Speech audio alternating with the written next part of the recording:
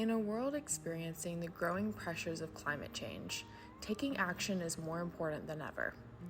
Conservationists around the globe are turning to nature-based solutions as an effective act of resilience. In Williamsburg, Virginia, a team of William and Mary students and faculty have teamed up with universities in Madagascar, researchers from Conservation International, and local communities to protect our planet's most vital resource: water.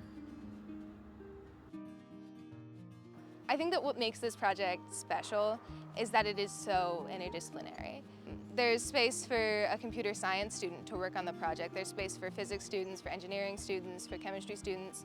So in our laboratory, we use different tools available to us. We look at chemistry and general atmospheric chemistry and how these small-scale systems have these very large, very broad impacts on the environment.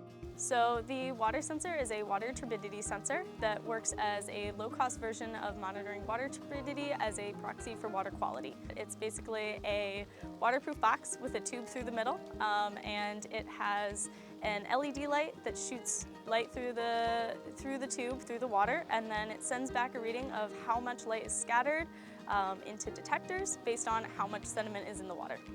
I think it's really important to be able to get other perspectives on a project like this. Michael, for example, is a hydrologist, and having all of these disciplines come together is really what makes this project tick. Complex conservation challenges requires diverse expertise and perspectives. By bringing in together students, scientists, conservationists, and community members, we can develop a holistic solution that addresses both ecological and socio-economic aspect of conservation and the environmental aspect. We have also one sayings: more people, more ideas. This interdisciplinary team forms the foundation for the development of the water sensor, and most importantly, the expertise of local communities in Madagascar is critical to the project's success as a whole. A sensor is needed. A local sensor is much more needed. It's do-it-yourself device. So in a poor country, then you need to have solutions that match the context of the poverty of the country. The lower the cost, the better. So the Moore Center for Science at CI, we are the science unit. One of the goals of our work is actually to make sure that the projects that we are implementing on the ground are science-based. The Priceless Planet Coalition project, the target is to plant 12 million trees.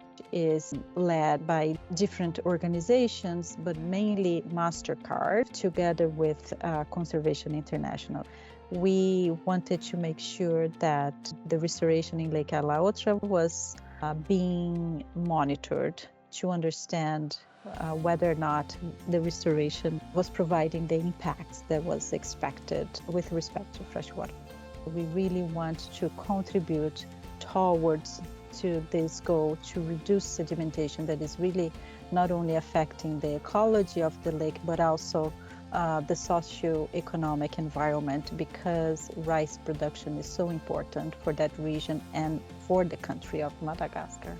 We can only do conservation if the communities are engaged, because we can think about many solutions for a particular place, but if it doesn't make sense to them, it's not going to hold. We need more of these types of collaborations. When you see the impact that we can have on a particular community, on a particular area, if we hold hands, it's just beautiful. It gives me hope.